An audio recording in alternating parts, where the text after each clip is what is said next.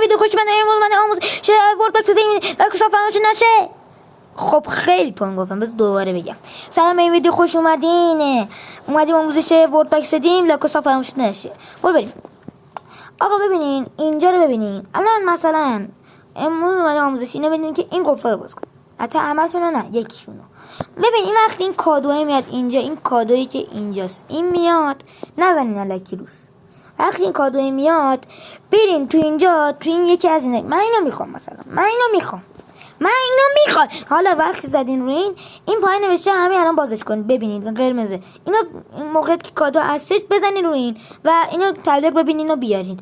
ولی موقعیتی که کادو نیستش نمیتونین این کارو کنید، چون هنوز کادو نیومده که بتونین این کارو کنید.